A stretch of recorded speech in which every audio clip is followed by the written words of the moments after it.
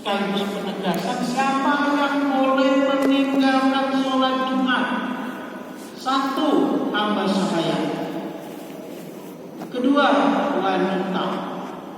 Yang ketiga, anak-anak. Dan yang keempat, orang sakit. Nah, itu yang boleh meninggalkan. Meskipun nanti akan dibahas juga bahwa musafir itu tidak wajib sholat Jumat. Ya. Baik, dari sini kita bisa paham kalau ada laki-laki yang tidak sholat Jumat, kira-kira bagaimana? Wanita soleha. Wanita soleha. Laki-laki menjadi wanita soleha. Laki-laki soleha. Oh, laki-laki soleha. Ada ya Pak laki-laki soleha ya? Ya. Laki-laki yang tidak sholat Jumat. Saya baru dapat istilah baru. Siapa laki-laki soleha? Laki-laki yang tidak sholat Jumat. Baik Pak, terima kasih menambah kosakata baru. Nah, jadi waktu sholat Jumat itu wajib. Kapan waktu sholat Jumat? An Anas bin Malik radhiyallahu anhu anna Nabiy sallallahu alaihi wasallam kana yusalli al-jum'ah hina tamiyu syams. Dari Anas bin Malik diriwayatkan bahwasanya Nabi sallallahu alaihi wasallam sholat Jumat saat matahari tergelincir. Hadis riwayat Bukhari.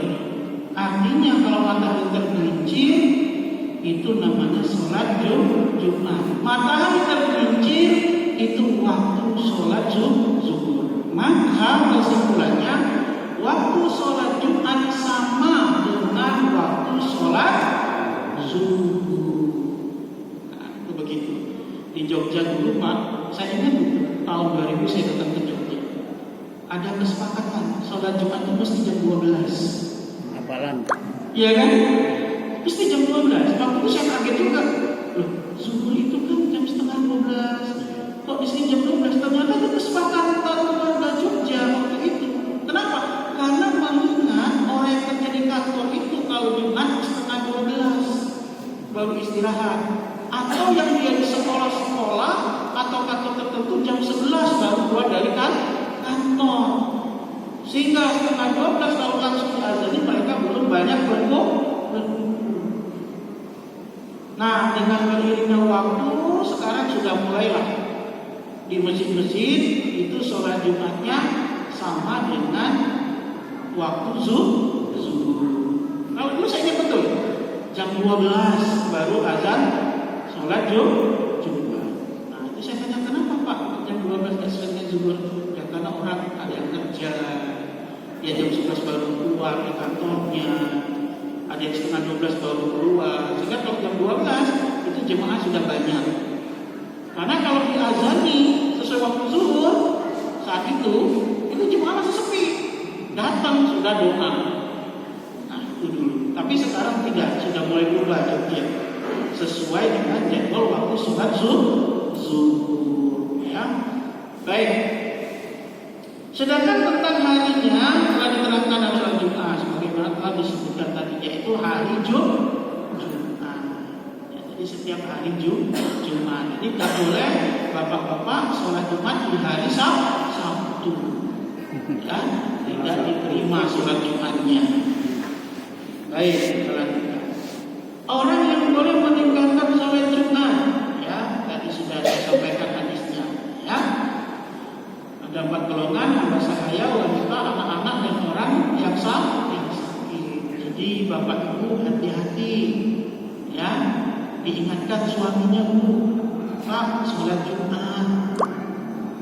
Enggak Bu, bapak gak mau, berarti bapak sedang sakit, diperiksakan Bu.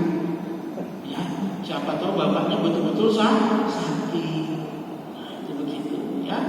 Sakit itu macam-macam. Ada sakit fisik, ada sakit non fisik. Ya. Ada sakit-sakitan.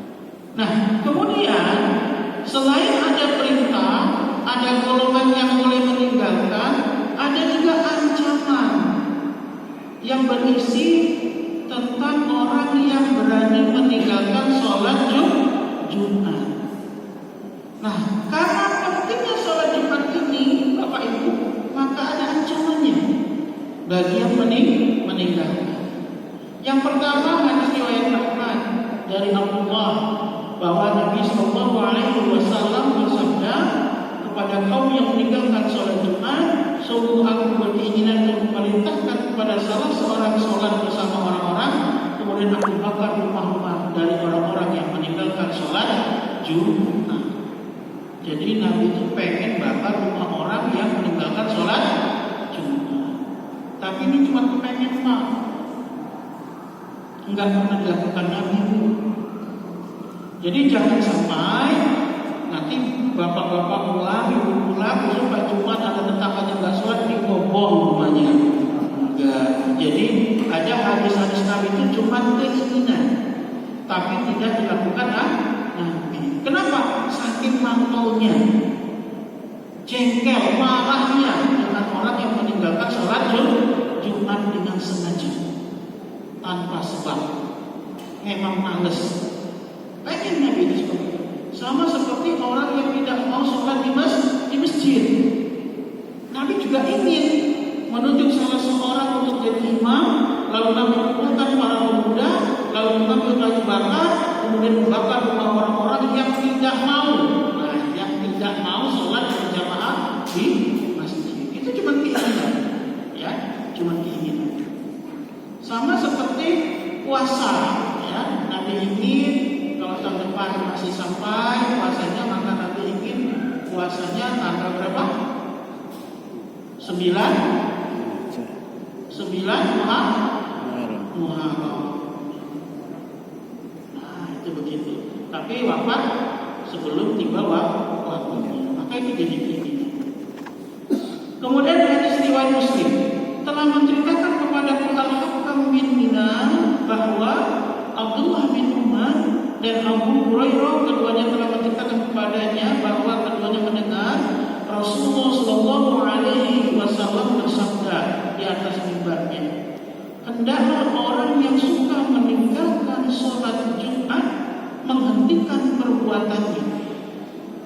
Ataukah mereka ingin Allah Allah membutakan hati mereka, dan sesudah itu mereka benar-benar menjadi orang yang lalai. Jadi Rasulullah mengingatkan bagi orang-orang yang sering, senang, sengaja meninggalkan sholat Jumat berjamaah, segera hentikan. Kenapa? Karena nanti Allah akan membutakan hatinya. Kalau Allah sudah membutakan hatinya, maka orang tersebut bisa saja tidak bisa mendengar, memahami, melihat hidayah dari Allah, petunjuk dari Allah, sehingga dia meninggalkan kewajiban bagi diri. Kalau hati itu sudah tertutup, kalau kita lihat di hadis, ya, bahwa dalam hari ini seorang itu ada mutawakal, faiza sholat jasadul qulub, faiza fasadat jasadul qulub. Kalau dalam diri seorang itu ada segumpal daging, mutawakal. Kalau yang baik-baik semua, kalau buruk-buruk semua. Allah waliyakal, ingatlah itu adalah hati. Jadi kalau hatinya rusak semua. Maka salah satu perusak hati ternyata Bapak Ibu adalah orang yang dengan sengaja meninggalkan sholat Jumat. Maka Allah akan butakan hati mereka, sehingga mereka tidak mampu lagi melihat, memahami yang namanya hidayah atau petunjuk Allah. Kemudian ancaman yang selanjutnya dari Abu Daud dan Tirmidzi, hadis dari Muhammad bin Amr diriwayatkan dia berkata, Rasulullah Shallallahu Alaihi Wasallam bersabda, barang siapa meninggalkan sholat Jumat sebanyak 3 kali karena meremehkannya, ini ada catatan, karena meremehkannya, maka Allah akan menutup hatinya. Kalau 3 kali dia tinggalkan karena meremehkan, bukan karena ada uzur, ya, uzurnya apa saja? Sakit, hujan, safar, ya,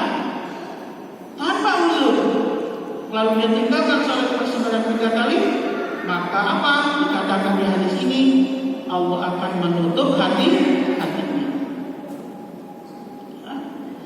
Di hadis lain dikatakan apa? Man taraka salasa jumu'atin min ghairi udhrin kutiba minal munafiqin. Hadis riwayat Tabrani. Dikatakan dari Usama bahwa Rasulullah Shallallahu Alaihi Wasallam bersabda, barang siapa yang meninggalkan sholat Jumat 3 kali tanpa ada alasan yang dibenarkan oleh syariat, maka ditetapkan baginya termasuk orang-orang munafik. Termasuk orang munafik. Hadis munafik itu jelas. Lahirnya nanti kemana Bapak Ibu? Ke neraka. Ya. Dalam yang lain, ya, dikatakan dalam kitab Al-Muwatta, barang siapa meninggalkan sholat Jumat 3 kali tanpa ada uzur atau sebab, maka Allah akan mengunci hatinya. Itu berturut-turut atau ya, ini. Lalu muncul pertanyaan, 3 kali itu apa? Kan begitu ya? 3 kali itu berturut-turut atau tidak? Maka kebanyakan menafsirkan 3 kali berturut-turut. Tapi kadang manusia kreatif, Pak. Supaya tidak berturut-turut. Sudah 2 kali sholat. Lalu kumat. Sholat lagi, kumat lagi, meninggalkan. Artinya 3 kali itu dia sengaja atau tidak. Kuncinya adalah sengaja atau tidak, Pak? Ada uzurnya atau tidak? Kenapa? Orang ini memang dia mau meninggalkan sholat Jumat tanpa sebab. Ya? Maka harus berhati-hati. Lalu bagaimana kalau dia itu seorang pekerja? Keamanan. Ya? Kemudian bekerja pabrik dan lain sebagainya. Maka yang pertama, usahakan terlebih dahulu untuk bisa melaksanakan sholat Jumat. Maka kami itu ketika sholat Jumat, kami mengusulkan ada security perempuan. Jadi security itu jangan laki-laki semua, Pak. Sehingga ketika waktu sholat, apalagi sholat Jumat, ya, security perempuan yang jaga keamanan, laki-laki sholat Jumat. Kalau tidak bisa bagaimana? Maka bergantianlah. Minggu ini siapa yang sholat Jumat, minggu besok siapa. Sehingga dia tidak terus-terusan meninggalkan sholat Jumat. Lalu bagaimana dengan pekerja pabrik? Nah, karena ada beberapa tempat itu di Indonesia ini terjadi, Pak. Orang dilarang sholat Jumat. Nah, itu begini, ya. Nah, disinilah nanti Bapak Ibu, ya, apakah sholat Jumat itu harus di masjid atau bukan? Ya, apakah harus di masjid atau tidak? Nah, disinilah nanti akan kita bahas. Kalau memang tidak bisa sama sekali sholat Jumat bagaimana? Maka berpikirlah mana yang lebih baik, mengorbankan agama sehingga tidak bisa melaksanakan kewajiban yaitu sholat, atau mempertahankan bekerja di sana. Nah, dan yang bisa menjawab adalah keimanan kita. Halo? Ini tak diam-diam semua ini kenapa? Memikirkan. Mikir ini ya. Baik. Keutamaan sholat Jumat dari Abu Hurairah radhiyallahu anhu, Rasulullah sallallahu alaihi wasallam bersabda, barang siapa nih bapak-bapak kalau diperhatikan, ibu-ibu juga ingatkan suaminya. Barang siapa yang mandi janabah pada hari Jumat, lalu dia pergi untuk melaksanakan sholat Jumat pada waktu pertama, maka seolah-olah dia berkorban dengan unta. Barang siapa yang datang pada waktu kedua, seperti berkorban sapi.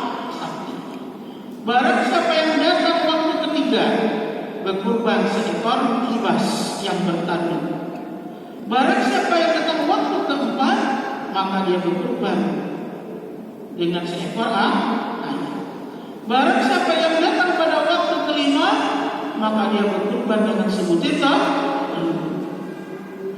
Apabila imam sudah datang, maka para malaikat yang hadir ikut mendengarkan khutbah.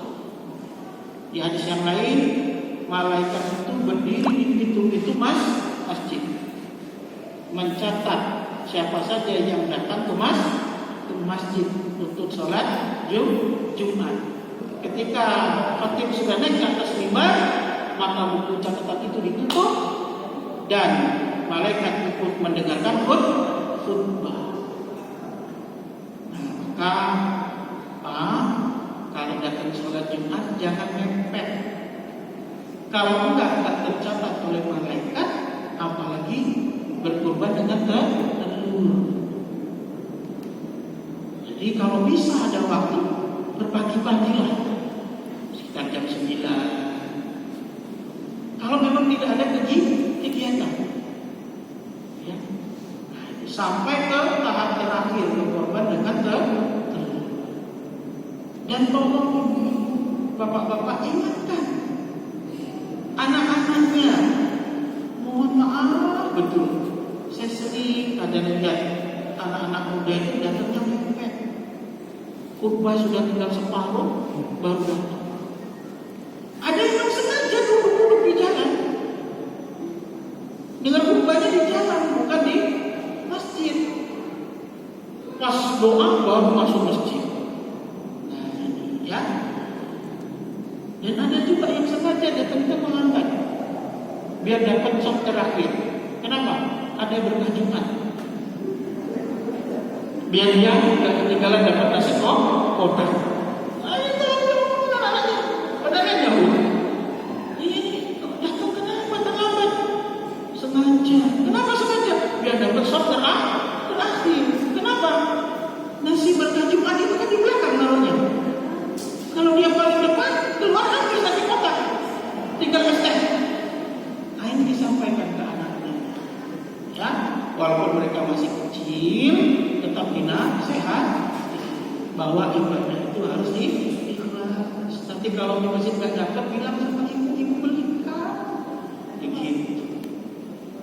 Halo Pak, halo, Bapak enggak kan Pak? Itu seperti itu. Tapi syaratnya di sini adalah mandi junub dulu. Maka di dalam Islam itu mandi janabah itu bukan hanya untuk orang yang habis berhubungan suami istri. Mandi janabah itu dilakukan sebagai sunnah apabila satu mau menghadiri sholat Jumat. Kita disunahkan mandi. Ya, apalagi ketika kita mau sholat Id, ya, ketika mau pakai pakaian ihram, kita disunahkan apa? Mandi janabah. Caranya bagaimana? Nah, ini penting juga nih. Bukan jebur pakai sapu jebur enggak. Perlu disampaikan nggak Pak? Perlu nggak? Mandi janabah. Ya, urutannya ya.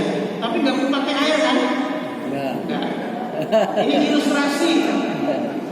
Pertama, ya, niat, kemudian membaca basmalah, kemudian membasuh kedua tangan, dibasuh tangannya. Ya, sudah membasuh tangan, lalu membersihkan kemaluan dengan tangan kiri. Gak usah ditengok, udah sendiri, sudah hafal. Dibersihkan sambil disiram pakai tangan. Kemudian tangan kiri ini, kalau hadis aslinya digosokkan ke tanah. Kalau di hadis aslinya Pak, nah oleh ulama ya dikiaskan boleh pakai sapu. Itu begitu. Asalnya digosokkan ke tanah. Ini boleh ke pakai sapu. Sudah bersih, lalu berwudulah seperti wudu hendak sholat. Jadi wudu dulu. Dalam posisi tidak berpakaian. Ya. Dalam posisi tidak. Nanti ada pertanyaan lagi Pak ya. Jawabkan saja. Berwudulah seperti wudu hendak sholat. Ya. Setelah itu apa? Setelah itu apa Pak? Nah, mengguyurkan Air dari atas. Ya, mengguyurkan air. Kemudian apa? Meletakkan sampo. Kalau di hadisnya parfum. Nah itu Pak. Kalau di hadis aslinya Pak, parfum. Nah oleh ulama boleh pakai sampo, bukan deterjen, sampo. Lalu letakkan di kepala bagian kanan dahulu, digosok-gosok sampai ke pokok rambut. Artinya Pak, kulit kepala digosok-gosok dulu. Sudah selesai, baru ke kiri. Nah, sudah selesai, kemudian baru mandi seperti biasa. Ya, silakan. Terakhir, membasuh kaki. Nah, di sini terjadilah perbedaan pendapat.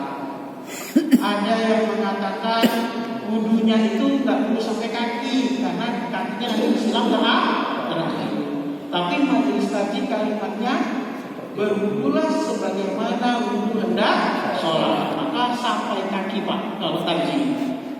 Nah selesai mandi tetap menyiramkan. Nah itu kalau majelis tadi.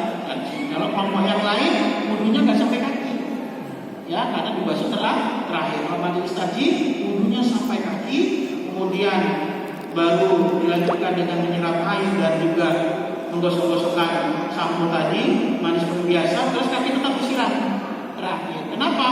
Bisa kena percikan-percikan sabun dan lain sebagainya. Nah, barulah berpakaian yang terbaik. Berangkatlah ke masjid kalau ada waktu berpagi-pagi, jangan dulu kok. Nah, itu syaratnya. Kalau ingin dapat apa? Pahala seperti hadis riwayat Imam Malik, berkorban unta, ya, berkorban sapi, berkorban domba, berkorban ayam, berkorban telur, sampai tidak ada korbannya. Ya, hadis seperti itu. Lalu tadi pertanyaannya, apakah boleh dalam kondisi tidak menggunakan pakaian? Kan begitu? Boleh enggak? Syaratnya kamar mandinya harus tertutup, bukan kamar mandi terbuka. Maksudnya apa terbuka? Sungai atau kamar mandi tutup tapi atas nggak ada atap, ya. Padahal kamar mandinya di bawah, bisa kelihatan orang dari lantai 2, itu nggak boleh. Ya. Tapi mana yang lebih baik? Kalau mau lebih baik lagi, ketika mandi pakai basahan. Kalau mau lebih baik lagi, tapi itu nggak wajib karena kamar mandinya sudah tertutup rapat, jadi awalnya tertutup. Tapi kalau mau lebih baik lagi, pakailah basahan. Ya, contohnya seperti Utsman bin Affan, Utsman bin Affan itu dia pakai basahan kalau mandi, ya, menutupi aurat. Oke, dia banyak sudah terjawab. Baik, kita lanjutkan. Saya lihat jam masih kalimat terus. Saya nanti mohon maaf Pak kalau saya lihat jam saya ya, karena saya harus selesai sebelum makan. Jumlah jamaah sholat Jumat. Nah ini Bapak Ibu ya. Terkait persoalan jumlah minimal jamaah sholat Jumat telah dimuat dalam buku tanya jawab jilid 2 terjawab agama jilid 2 cetakan ke-7 Surah Muhammadiyah 2013 halaman 66. Dikatakan bahwa hal tersebut merupakan persoalan khilafiyah di kalangan mazhab, ya, sehingga terjadinya perbedaan syarat minimal jamaah untuk sholat Jumat. Pendapat pertama, ulama Hanafiyah mensyaratkan sahnya sholat Jumat ialah 3 orang selain imam. Jadi 4 orang. Jadi 3 orang selain imam. Dengan 3 orang dan 1 imam, yang berarti 4 orang tersebut adalah sahnya sholat Jumat. Sekalipun pada saat khutbah yang mendengarkan hanya seorang saja, yang setelah melakukan sholat makmum berjumlah 3 orang. Jadi ulama Hanafiyah 3 orang 1 imam. Jumlahnya berapa? 4. Yang kedua ulama Malikiyah, jamaah Jumat itu paling sedikit 12 orang kecuali imam. Dan semua anggota jamaah Jumat harus orang-orang yang memang berkewajiban untuk melakukan sholat Jumat. Oleh karena itu tidak sah kalau sholat Jumat itu sendiri 12 makmum, tetapi salah satunya wanita atau musafir atau anak kecil. Nah, jadi kalau ulama Malikiyah ini ada syarat 12 jemaahnya selain dari imam, yang 12 tadi jemaah tadi haruslah orang yang memang wajib sholat Jumat, kecuali musafir, anak-anak dan wanita. Jadi kalau ada anak-anak bergabung di sana jumlahnya 12, tidak sah. 12 itu kok ada perempuannya, tidak sah. 12 itu kok ada musafirnya, tidak sah. Menurut ulama Malikiyah. Nah, menurut ulama Syafi'iyah dan Hanabilah atau Hambali, mensyaratkan sholat Jumat itu harus terdiri dari 40 orang, atau sebagai riwayat Hanabilah 50 orang. Nah, jadi dari yang kita sampaikan tadi, maka kita bisa lihat ya, bahwa apa? Ini simbangan Secara berjamaah, sholat Jumat dilakukan secara berjamaah yang sedapat mungkin dilakukan dengan jumlah jamaah yang sebanyak-banyaknya. Mengenai batas minimum tidak disebutkan dalam hadis, sehingga melangsungkan sholat Jumat tidak dibatasi jumlah minimal dan maksimalnya. Yang penting berjamaah. Jadi Bapak Ibu jemaah semuanya, terkait dengan jumlah minimal berapa jamaah yang harus ada saat sholat Jumat, tidak ada hadisnya. Semua adalah pendapat ulama. Nah, oleh karena itu Muhammadiyah tidak membatasi minimal, ya, tapi jangan buat 1 orang. Dia azan, dia qomat, dia khatib, dia imam, dia jamaah, enggak sah. Ya, namanya sholat Jumat itu harus ada jamaah. Nah, dari sini kita tahu, sehingga tidak perlu berdebat lagi tentang berapa jumlah jamaah sholat Jumat, yang sah yang mana, yang sah yang sholat Jumat, yang tidak sah yang tidak sholat Jumat. Paham? Ya, kita lanjut. Tempat pelaksanaan sholat Jumat. Nah, bagaimana dengan orang yang safar atau musafir? Majelis Tarjih telah memilih pendapat bahwa orang yang berpergian atau safar tidak wajib melaksanakan sholat Jumat. Ya, artinya tidak wajib. Kalau mau, boleh. Jadi kalau bapak ibu, bapak-bapak lagi musafir nih, mudik, ya, jalan-jalan yang tidak membawa kemaksiatan, jenguk cucu, ya, atau mau kemana, atau perjalanan yang disebut safar tadi, tidak sholat Jumat, tidak apa-apa, karena tidak wajib, karena memang sholat Jumat itu untuk orang yang mukim. Loh, dari mana dalilnya? Hadis di awal tadi, orang yang boleh meninggalkan sholat Jumat itu udah wanita, anak-anak, musafir. Ya, kalau orang yang musafir tidak wajib. Ya, tadi riwayatnya ya sudah kita bacakan di awal. Pendapat ini didasari oleh beberapa dalil, diantaranya riwayat yang menyatakan bahwa pada tahun 10 Hijriah Nabi Shallallahu Alaihi Wasallam dan para sahabat mendapati hari Arafah Ketika itu mereka tidak melaksanakan sholat Jumat, tetapi menggantinya dengan sholat zuhur dijamak dengan asar. Hadis riwayat Muslim. Ya. Nah, oke, baik. Sama tadi hadis yang sudah saya bacakan tadi ya, 4 orang yang tidak wajib sholat Jumat. Hadis dari Jabir. Kemudian kita masuk ke dalam pembahasan kita sesuai dengan tema. Sholat Jumat di luar masjid boleh enggak? Kan begitu. Tim Fatwa Tarjih memiliki pendapat yang membolehkan. Ini bisa dilihat pada Fatwa Tarjih Talian Agama Surah Muhammadiyah nomor 15 dan 16 tahun 2016. Hal ini berdasarkan pemahaman secara semantik kepala masjid bahwa yang dimaksud dengan masjid tidak hanya sebatas bangunan yang didirikan sebagai rumah ibadah, sebab secara bahasa kata masjid berarti tempat sujud. Dengan demikian di tanah manapun asal tidak terdapat najis bisa dijadikan tempat sholat. Nah, hadisnya dari Jabir, wa ju'ilat liyal ardu masjidan wa tahuran. Hadis Bukhari. Terangkan kepada kami dari Jabir bin Abdullah yang berkata Rasulullah SAW bersabda, telah dijadikan untukku dan untuk umatku bumi sebagai masjid dan sarana penyucian ini. Jadi tidak harus di masjid.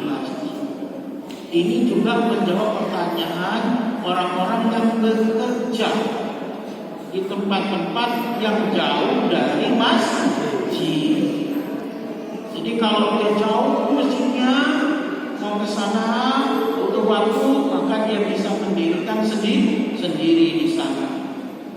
Syaratnya tadi ada imam, ada jamaah, ya, ada khatib, ya. Jangan satu orang. Nah, maka kami ini biasanya kalau musafir tergantung amirnya itu siapa. Maka Bapak Ibu, ketika 3 orang keluar dari rumah atau satu tempat, harus pilih salah satu ketuanya siapa. Ya, ketua perjalanan itu siapa, dan dia yang memutuskan mau sholat di mana, jamaah kah, qasar kah, atau seperti apa. Dan itu sudah perintah kami. Kita jarang kan begitu. Nah, maka teman-teman itu kalau ada saya enak ya, nggak usah bingung, dasar dengerin aja mau di mana. Nah, itu begitu. Nah, saya karena musafir, daripada sopir bingung mau sholat di mana, udah musafir bebas, nggak perlu berpikir keras mau berhenti di mana.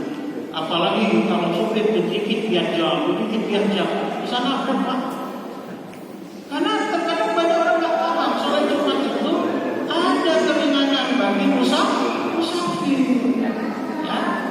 Dan kalau memang ingin melaksanakan lalu masjid tidak ada, jauh, boleh mengadakan sendiri. Bagaimana sholat Jumat berbeda tempatnya dengan imam? Kan begitu. Seperti ini, Masjid Sujah ini. Masjid Sujah ini kan ramai yang sholat. Ya. Sehingga pernah bertanya Ustaz bagaimana hukumnya sholat Jumat tapi jemaahnya berbeda tempat, mau pakai aula di bawah, boleh. Nah ini nih. Peristiwa seperti ini pernah terjadi pada masa Nabi Muhammad SAW. Beliau menjadi imam sholat di balik takbir, sedangkan makmum terpisah dengan takbir dan mau mengikuti imam dari suara Nabi SAW. Sebagaimana diterangkan di dalam hadis riwayat Ahmad dari Aisyah, dia berkata, kami mempunyai selai tukar yang kami bentangkan di siang hari dan kami jadikan dinding di malamnya. Maka Rasulullah SAW pada satu malam di tempat yang dirindikan itu, seketika kaum muslimin sholat seketika kaum muslimin mendengar bacanya dan mereka pun sholat dengan mengikuti sholat Nabi dari balik takbir. Jadi tidak mengapa terpisah dengan imam. Hal ini juga terjadi pada masa sahabat yang dilakukan oleh Anas bin Malik. Peristiwa digambarkan dalam riwayat berikut. Dari Shalih bin Ibrahim riwayatkan, dia berkata, aku melihat Anas bin Malik sholat Jumat di rumah Umair bin Abdurrahman bin Auf, maka ia sholat bersama mereka mengikuti sholat imam yang berada di masjid, sedangkan di antara rumah Umair dan masjid adalah jalan. Maka Maka Bapak yang pernah umroh atau haji, ketika di Mekah, kita saksikan orang sholat jauh dari Masjidil Haram di trotoar. Itu tidak hanya hari Jumat, Pak. Sholat lima waktu juga begitu. Jadi orang yang kalau nggak paham, ini orang sholat di depan hotel, di trotoar. Kenapa? Karena mereka tidak sampai ke masjid, jadi sedapatnya aja. Tapi suara imam di Masjidil Haram terdengar. Maka pentingnya itu, Pak, dan pembuktian itu salah satunya ke sana. Lihat bagaimana orang bersolat. Ya, jadi orang-orang yang berbeda-beda sholat bisa memahami. Ya, ini. Maka saya tuh sering begini, Pak. Kenapa kita di Indonesia sering sekali berdebat? Ya, padahal ketika kita haji atau umroh, kita kan bisa mengalah ya. Kan Mekah itu mazhabnya kan Malikiyah. Kita bisa mengalah kan, mengikuti mazhabnya kan. Kenapa ketika di Indonesia kita tidak bisa toleransi dengan orang berbeda mazhab? Maka kadang saya aneh, Pak, di Indonesia ini sukanya itu berdebat. Padahal ketika dia di Mekah nggak bisa apa-apa, ikut aja. Iya kan? Kenapa di Indonesia otot-ototan gitu loh? Maka orang yang suka motor pergilah minimal, dia nggak motor lagi. Kalau masih motor juga, belajar lagi banyak-banyak. Itu begitu. Ya kan, Pak? Coba rasakan yang pernah haji dan umroh. Lihat bagaimana orang sholat itu berbeda-beda makhluk. Gak bisa dia mempertahankan mazhabnya karena kondisi tidak memungkinkan. Artinya kan boleh. Ya, kenapa kita di Indonesia ini susah sekali untuk bertoleransi? Tinggalkan perdebatkan sesuatu yang memang sudah ada perbedaan. Bersatulah dengan yang sama, yang berbeda toleransi. Nah, coba baik. Dari kedua riwayat tersebut dapat dipahami bahwa sholat Jumat dapat dilakukan di luar masjid dengan tetap mengikuti induk sholat dan pada satu tempat. Oleh karena itu sholat Jumat dilaksanakan mengikuti induk jamaah. Meskipun terhalang dinding, ruang, jalan atau sungai, selama masih terkoneksi atau terhubung dengan jemaah induknya, maka sholat Jumatnya tetap sah. Dalam kondisi tertentu untuk membantu ketertiban sholat Jumat berjamaah, dapat pula digunakan alat penghubung antara imam dan makmum berupa media layar yang menampilkan gambar seperti LCD atau LED dan media lainnya dalam bentuk suara seperti loudspeaker atau lainnya. Kesatuan tempat antara imam sholat Jumat beserta makmumnya merupakan bagian dari syarat sah sholat Jumat. Hal ini dilakukan secara hakiki atau nyata, bukan dalam bentuk lainnya, yakni seorang imam sholat di bagian depan dan makmum sholat di sudut yang lain di dalam masjid atau seorang sholat di luar masjid dengan tetap mengikuti imam di dalam masjid, maka sah sholat Jumat. Jadi boleh, Pak. Seperti sunnah ini kan di bawah juga dilakukan, dibuat kayak boleh karena masih satu kesatuan. Jadi sholat tidak harus di masjid, sholat Jumat itu tidak harus betul-betul dalam satu masjid. Asal bisa nyambung, atau kalau masjidnya memang jauh, ya, dan kita ingin sholat mengadakan sendiri,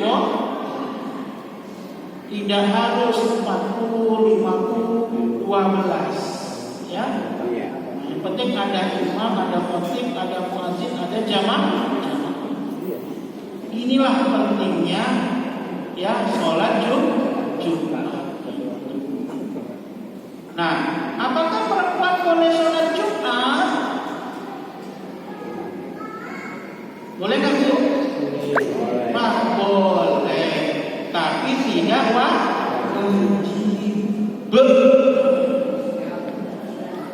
Tidak wajib. Nah, tapi kalau mau sholat boleh. Nah, itu begitu, ya. Kalau di masjid Gede Komat saya nggak tahu masih terjadi nggak. Dulu di masjid Komat itu di sebelah selatan masjid ada ruangan. Nah, yang perempuan sholat di situ hari Jumat. Ingat betul saya awal ke Jogja. Perempuan di sebelah sana sholat. Nah, begitu. Lalu pertanyaannya, apakah perempuan sholat zuhur itu harus menunggu orang pulang dari masjid? Enggak.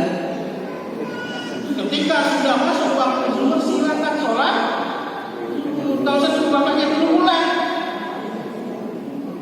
Bapaknya mulai disambut dengan senyuman, dihidangkan tengklek Solo, makan kenyang, dipupuk ujian, baru ibu sholat. Tidak begitu. Ya, halo? Ya, apalagi rumahnya sebelah dengan masjid, enak banget, ibu-ibu bisa ikut lah. Ya, itu seperti itu. Dah, saya kira begitu. Mau buka pertanyaan? Ada yang mau tanya? Oke, silakan.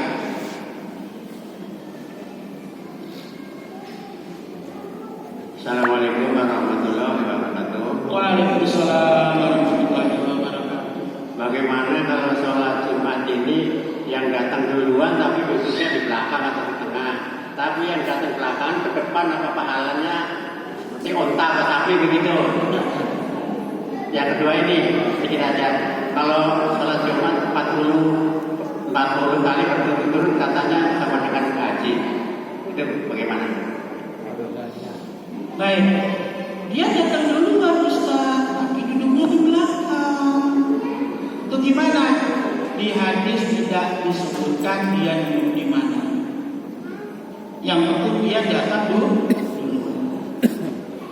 Tetapi ada hadis yang menjelaskan tentang keutamaan saf pertama.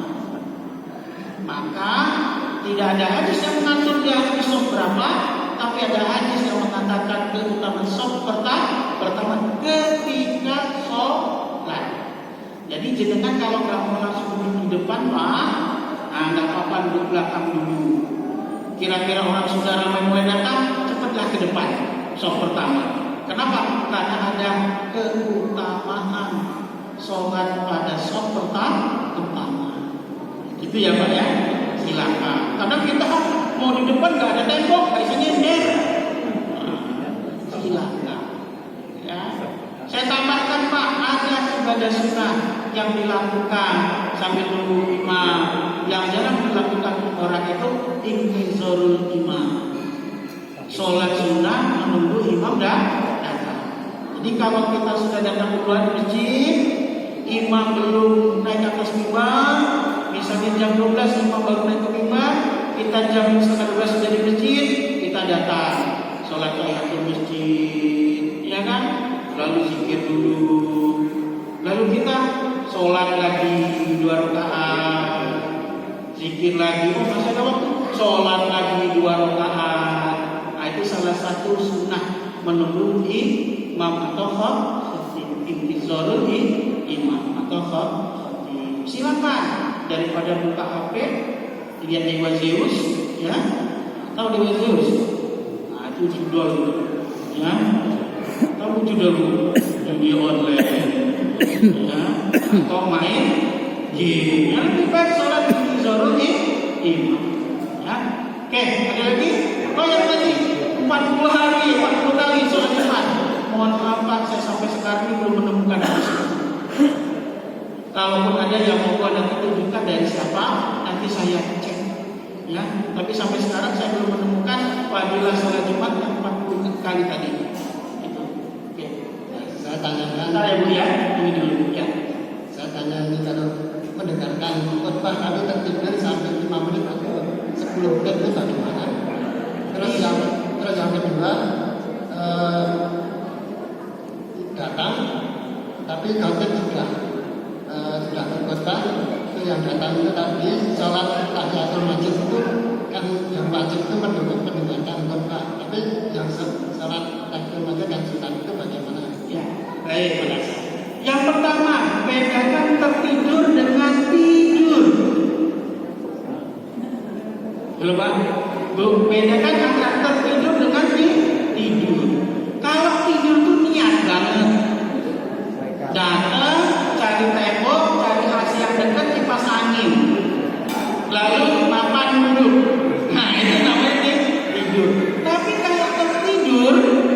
tidak berdosa.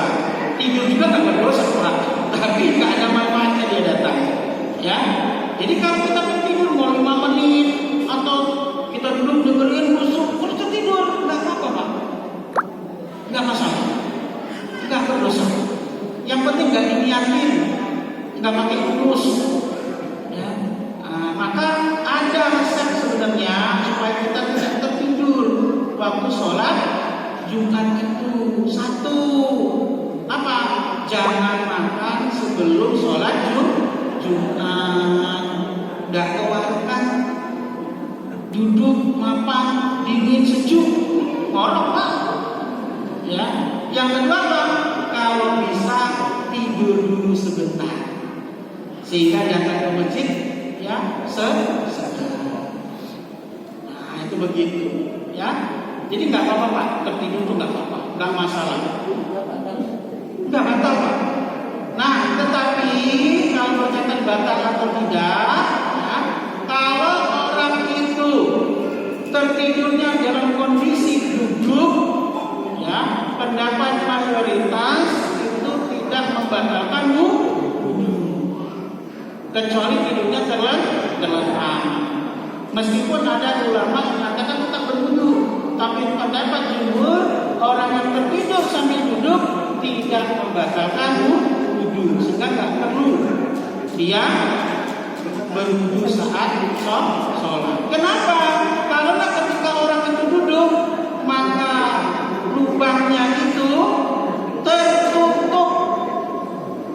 Nah, sehingga kalau dia kecut, dia terasa atau terbangun karena ada suara.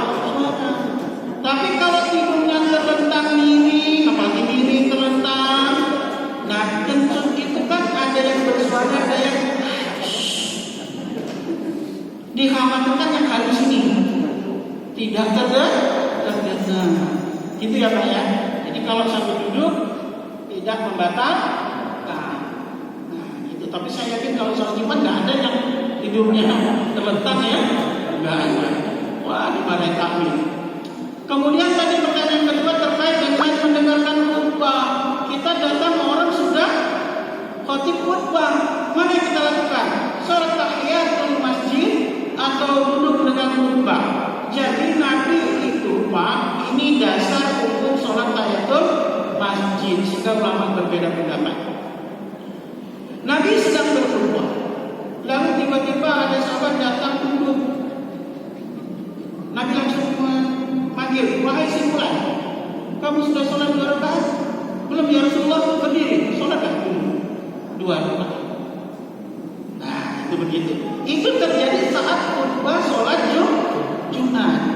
Maka memberikan ketentuan hukum ketika khatib sedang berkhutbah lalu orang sholat Jumat, sholat tahiyatul masjid itu boleh. Lalu pertanyaannya apakah wajib? Nah ulama berbeda pendapat tentang wajibnya sholat tahiyatul masjid. Kelompok pertama wajib karena hadisnya langsung begitu sholat. Kalau khutbah saja Nabi menegur orang untuk sholat, apalagi buat khutbah. Itu kelompok pertama. Kelompok kedua wajib enggak, hukumnya itu tetap sunnah, bukan wajib. Nah itu begitu. Tapi kita juga harus cerdas Pak. Kalau datang Nabi sudah berdoa, jangan sholat Pak. Nabi sudah berdoa, atau khatib sudah berdoa, Allahumma ighfir lil muslimin, lalu jangan sholat 2 rakaat, jangan Pak. Udah hukuman. Jadi kita juga harus berpikir dengan cepat. Makanya kita ada motivasi di hadis riwayat Imam Malik tadi, datanglah berpagi-pagi, karena pentingnya sholat Jumat. Itu ya Pak ya. Monggo Bu, terakhir ya. Mana tadi mau tanya Ibu? Ya, nanya Pak Bu. Ya.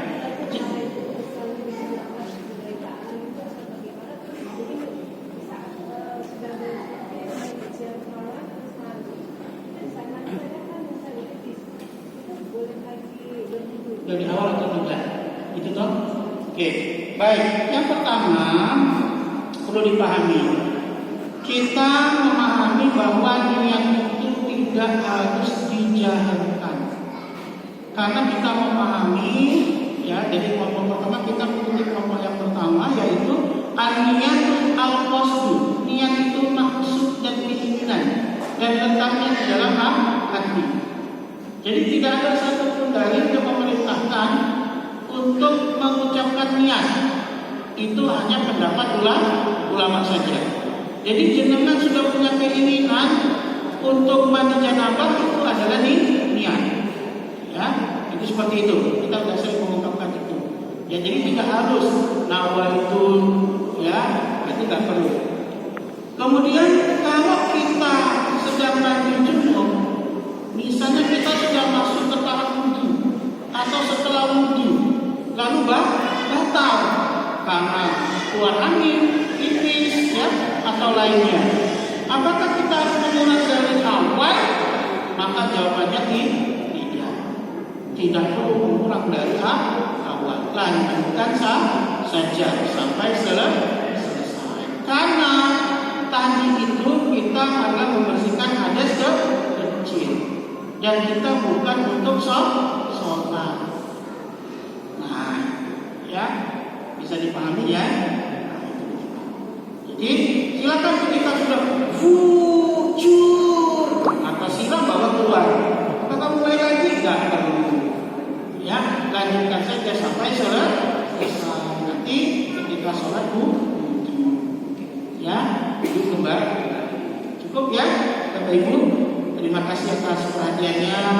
Semoga kita selalu dalam lindungan Allah Subhanahu wa Ta'ala dan kita semakin ditingkatkan keilmuannya sehingga semakin baik ibadahnya dan kita diampuni segala hilaf dan salah. Wassalamualaikum warahmatullahi wabarakatuh.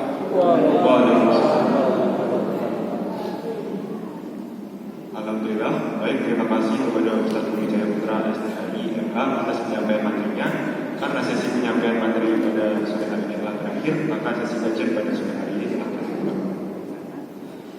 Semoga para jamaah sekalian dapat mengambil ilmu yang bermanfaat. Baik, kita tutup dengan Alhamdulillah.